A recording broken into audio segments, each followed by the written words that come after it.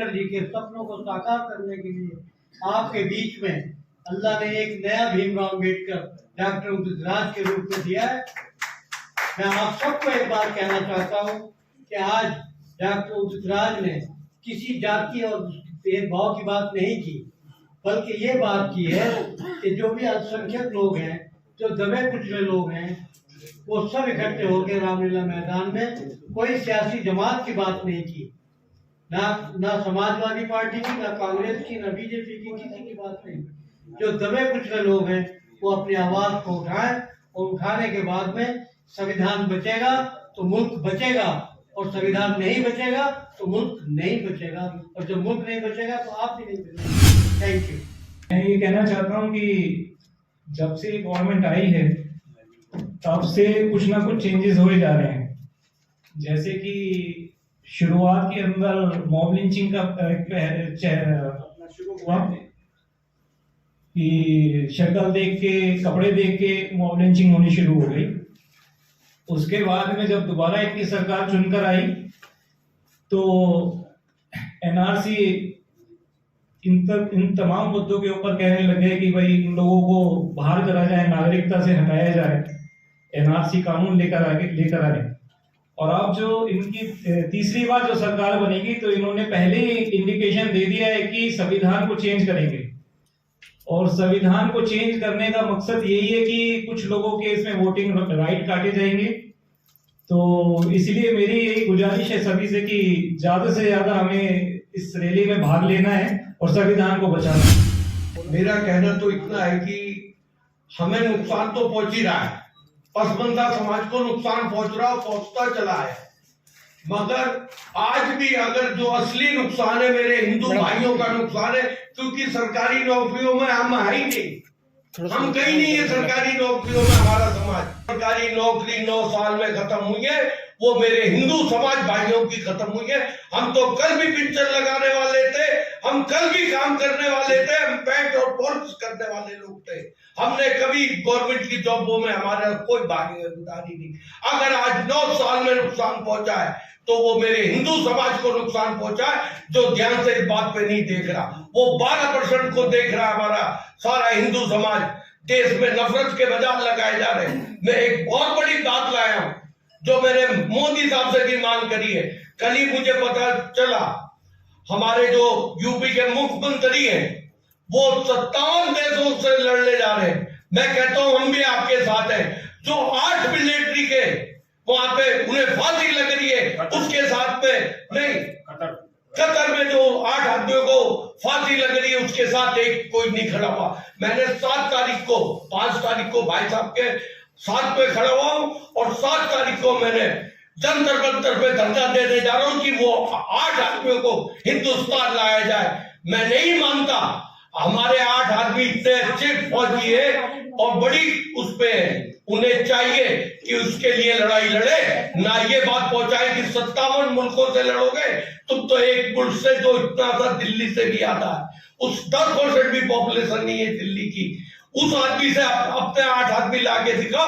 योगी साहब और मोदी साहब का मैं शुक्रिया अदा करने तन मन धन से पहुंचूंगा।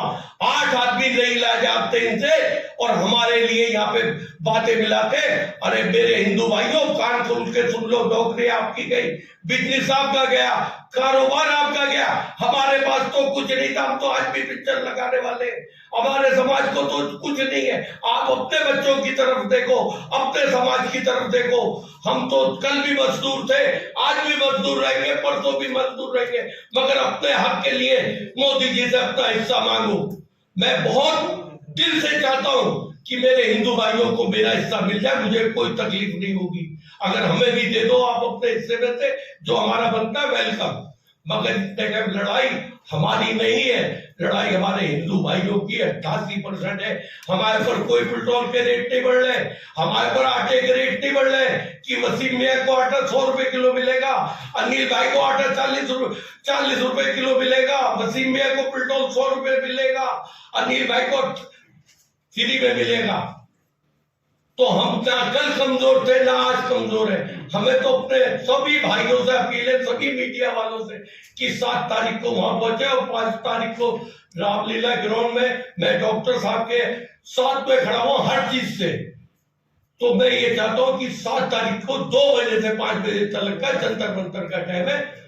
मैं जय हिंद जय भारत। जब आप कहते हो कि नहीं लीगली कंपनी और एक तो बात है, दूसरी बात ये है कि जो भी दलित है आप कहते हैं कि हमको अपर कास्ट वाले जो है एक्सप्लॉइट करते, लेकिन आप उनका कोडर बनते हैं, इसके बारे में क्या कहेंगे? और आप खुद जो है तो बीजेपी में चले गए थे, बीजेपी से इलेक्शन लड़ा आपने, आपको टिकट नहीं मिला, आप कांग्रेस में आ गए। तो ये जो आप लोगों का जो झुलमुल वाला जो रवैया है उसके बारे में क्या, ये तीनों चीज? आपके सवाल बड़े अच्छे हैं।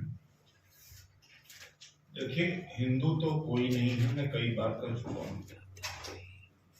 कोई कहार है, कोई चमार है, कोई धोबी है, कोई खटीक है, कोई ब्राह्मण है, कोई जाट है, कोई कुर्मी है, सुप्रीम कोर्ट ने भी कहा। ये मैं बार बार कहता हूँ, काश हिंदू होते सब तो ये देश कभी गुलाम भी ना होता। तो भाई एक बात है कि शादी तो अपनी जाति में ही करते हैं। आज भी 95% 90% तक वैवाहिक कालम में आप देखेंगे कि छत्री को छत्री चाहिए, खत्री को खत्री चाहिए, जाटों को जाटों चाहिए, जाट को जाट चाहिए। ये भारत की सच्चाई। मराठा जितना आदमी लोग कहते हैं, इजराइल में जब इजरायली लोग या अफगानिस्तान में जो लोग भी मिलिटेंट हैं, ऐसा हमारे यहाँ भक्त भी कहते हैं कि हमारे देश में ऐसी क्यों नहीं जज्बा है। जज्बा है, लेकिन जाति के ऊपर आए तो मराठा आंदोलन चल रहा है। 18-19 लोग आत्महत्या कर लिए, कितनी आगजनी हुई। जात के नाम पर आए तो दुनिया में इनसे बड़ा कोई फाइटर नहीं। देश के नाम पर, समाज के नाम पर केवल ज्यादातर भाषण है। और तीसरी बात है कि बीजेपी में इसलिए गया कि कांग्रेस में उस समय प्रयास किया, मैं भी संसद पहुंचना चाहता था और फ्री भी नहीं गया था। और मैंने पूरे बोर्ड देश का बोर्ड दिलवाया और मेरे 500-600 की स्पीचेज है, उसमें से 300 स्पीचेज करीब अनायास आप वेबसाइट पर या जो भी है वो बीजेपी के खिलाफ में। अब 2019 से लेकर के ये 24 होने वाला 5 साल में कोई दलित कोई सवाल संसद में उठाता हुआ दिखे। मैं तो अपने समाज के लिए गया था, उठाया और करूंगा अपने समाज के लिए। वहां गुलामी कर और इनका सबरीमाला मंदिर में जब जजमेंट आया कि महिला और पुरुष को प्रवेश होना चाहिए, तो इनका हमने चुनाव बिगाड़ दिया था। केरल में 4 जजेस का बेंच था जिसमें फैसला दिया था। अमित शाह जी रोज यहाँ पर 14 जिले थे, 14 प्रदर्शन किए। हमने कहा ये कैसे महिला पुरुष को बराबर? तो वहां पर बड़ा छपा केरल में कि बीजेपी का ही सांसद समर्थन कर रहा है सबरीमाला का जजमेंट सुप्रीम कोर्ट का। मैंने वो भी किया है। दूसरी बात है कि राज्यसभा भी भेज रहे थे मुझे, अभी भी मेरे का 2 साल तक मेरे पीछे पड़े हुए थे। मैं सिटिंग पोजीशन से छोड़ के आया था क्योंकि मेरे साथ चीटिंग कर रहे थे। कहा कि लोकसभा के लिए आरएसएस तैयार नहीं है, आपसे नाराज है और राज्यसभा बाद में जाए। टिकट तो बहुतों का कटा, छोड़ा किसी ने, कोई छोड़ा नहीं। तो ये आपने पूछ करके सवाल अच्छा किया। और डॉक्टर अंबेडकर ने भी यही किया था, जिस कांग्रेस से पूरे जीवन तक संघर्ष किए, लड़े थे, विरोधी थे, कांग्रेस में जाकर के सेवा की। वो पिट्ठू नहीं बने, हम पिट्ठू नहीं बने, हमने अपनी आवाज उठाई आवाज। और कांग्रेस में समाजवादी पर रह करके अगर कौम के लिए न बोल पाए क्या मतलब होता है? वो संसद में बात उठाने के लिए जाता है, लड़ने के लिए। अब आप ये संविधान बनाने की बात कर रहे हैं, वो one nation one language one religion का जो नारा है उनका, उसको जो है रियलाइज करने के लिए उन्होंने एक दलित को ही प्रेसिडेंट बनाया, जो कमेटी बनाई है, जो हमारे खैर से जो है प्रेसिडेंट रहे हैं, फॉर्मर प्रेसिडेंट रहे, उन्हीं को बनाया है। दलित को ही इस्तेमाल किया जा रहा है, वही मैं कहना चाह रहा हूँ। अपवाद के रूप में मुसलमान उनको लिए नहीं मिल जाते क्या? नकवी कौन है? हजारों मुसलमान उनके लिए भी हैं, जैसे दलितों में भी इससे कुछ है। तो ये आप मत कहिए, अपवाद कहीं से मिल जाते। ये रामनाथ कोविंद 20 मई 2014 को मेरे यहाँ अपना बायोडाटा लेके आए थे कि भाई साहब मेरा भी कोई सिफारिश कर दो। 2014 में इनको कैंडिडेट लायक नहीं समझा था, और मेरे यहाँ करके मैं उस समय एमपी बन गया था। वो इतना हमारा दबदबा था, दबदबा हमने कम किया अपना आलोचना करके। तो एक दलित को आप पकड़ोगे तो आपके एक दो या नहीं 10 दलित को पकड़ोगे, 5 मुसलमान भी हम पकड़ लेंगे। दिन भर क्या करते, मुसलमानों को बैठा करके तमाम सारे स्पोक्स पर्सन बने हुए।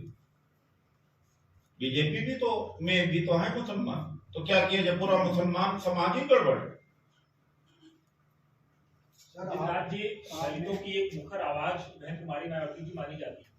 आपने जिस तरह ये आरोप लगाया कि बीजेपी संविधान को बदलना चाहते हैं, उसके लिए कई सारे आपने साक्ष्य भी पेश किए, तो क्या बसपा को या और दलित नेताओं को ये महसूस नहीं हो रहा है? अपना मैं अपनी जिम्मेदारी ले सकता हूँ, औरों की जिम्मेदारी को नहीं कर सकता। हमारी कुव्वत जितना है, मैं अननेसेसरली दूसरे की आलोचना करूँ, मैं अपना कर्तव्य न निभाऊं, सबके सामने है। बीजेपी के B team, BSP, B team, MIM, सब बी टीम। सर, आपने ये बताया कि 12 दिसंबर 1949 को दिल्ली के रामलीला मैदान में संविधान और भीमराव अम्बेडकर जी का पुतला जलाया गया था जी, और आज RSS द्वारा जलाया गया था, आपने ये कहा है, और उसी RSS से पोषित उस पार्टी में आप चले गए। तो अब क्या गारंटी आप कह रहे हो 5 नवंबर को यहाँ पर रामलीला मैदान में एक अपना वो खड़ा करेंगे संगठन, अब क्या गारंटी आप पलटी नहीं मारेंगे? और बनना चाहे वो नकली नहीं, पलटी मारने की बात नहीं। वहां जाकर के अपनी आवाज और प्लेटफॉर्म है, वहां जाके लाभ नहीं उठाया, एक बात है। दूसरी बात है, वहां जाकर के भी यही कहता था, वहां जाकर के उनका जी हजूरी नहीं करता, एक लफ्ज कोई दिखा। आपने जब बीजेपी ज्वाइन की थी, अरे आप ये तो मैं तो कह रहा हूँ आपको, मुर्दे जो बैठे हुए हैं कांग्रेस समाजवादी बीएसपी में बैठे, एक शब्द नहीं बोलते उनके खिलाफ। आप मुर्दों को कर दीजिए। बात है जाके समाज और पार्लियामेंट प्लेटफॉर्म है, एक बार इलेक्ट हो गया बस खत्म। नहीं, आप बीजेपी जब ज्वाइन की थी आपने, तब कांग्रेस के खिलाफ आपने बोला था कि कांग्रेस ने कुछ नहीं किया। कांग्रेस नहीं, ये मैंने बोला था। फिर आप कांग्रेस में आए, तब क्या वो अच्छी पार्टी को आप तब तक क्या कर दिया? देखिए ऐसा है कि कांग्रेस के दरवाजे, मैंने इसका जवाब पहले दे दिया। मैंने प्रयास बहुत किया कांग्रेस में जाने का, इसका मतलब मैं संसद में न जाऊं। जब संसद बन गया तो उसी दूसरे के लिए काम, मैं अब संसद सबका हूँ, बीजेपी का नहीं। मेरे लोकसभा में कम से कम आप जाके देखिए, मैं रोज ही कहता था कि मैं सबका MP हूँ। मैं आज भी जाकर कहीं एक नहीं दो, तो मेरा वोट लिया, कौन सा उन्होंने एहसान किया हमारे ऊपर, मैंने कौन सा एहसान किया उनके ऊपर? बड़ी बात कही नहीं। इस देश में चुनाव नहीं होगा आगे, ये सत्ता में आगे इस देश में चुनाव नहीं हो पाएगा। क्या इस रैली के जरिए आप 2024 में इलेक्शन होने जो जा रहे हैं, उसमें अपनी जमीन तैयार? इसका जो भी असर होता है करे, मेहनत करता है उसका असर नहीं पड़ता।